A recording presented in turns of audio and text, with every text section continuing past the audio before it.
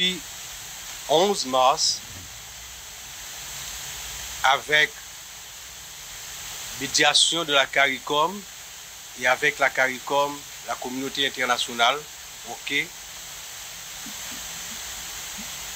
accompagne les acteurs politiques, les acteurs de la société civile, les acteurs du secteur privé des affaires, les personnalités pour qu'on arrive à un consensus permettant de sortir de crises profondes qu'a marqué paysan depuis particulièrement l'assassinat du président de la République.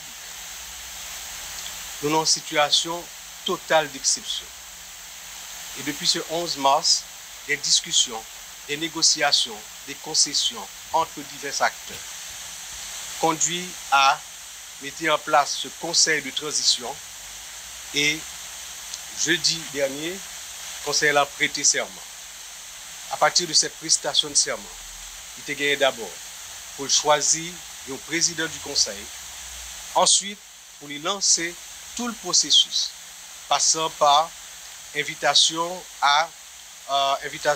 aux différents secteurs pour proposer et faire choix du Premier ministre, mettre en place un gouvernement et engager les différentes décisions importantes qu'il doit prendre pour que nous arrivions à des élections transparentes, crédibles, non contestées et qui permettent que le 7 février 2000 et qui permettent à partir de réformes constitutionnelles et autres à entreprendre, le 7 février 2026, le Conseil là finit mandat et fait une passation de manière à ce que nous engagions définitivement dans une période de stabilité pour les pays et puis de relance de l'économie, de relance des activités totales à partir d'institutions de l'État et d'institutions de la société qui chita sur de nouvelles bases.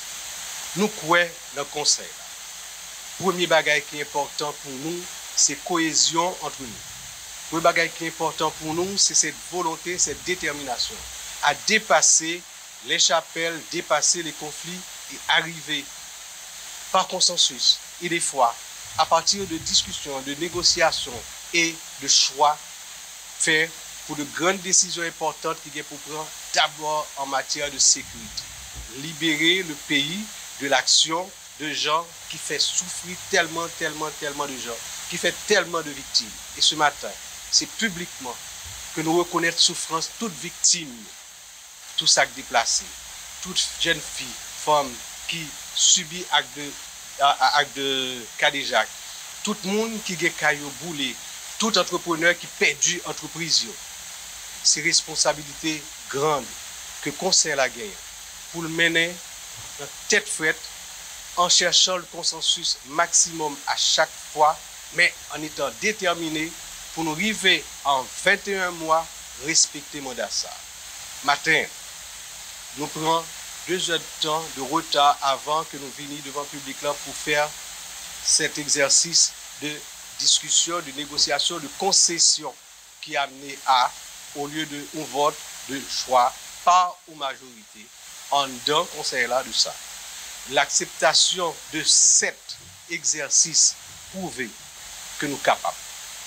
Nous sommes capables de discuter, négocier, faire concession et puis arriver à des résultats. C'est sous base de ça seulement que nous, dans le conseil là, nous croyons que nous sommes capables de porter résultats et remplir à plein notre mission.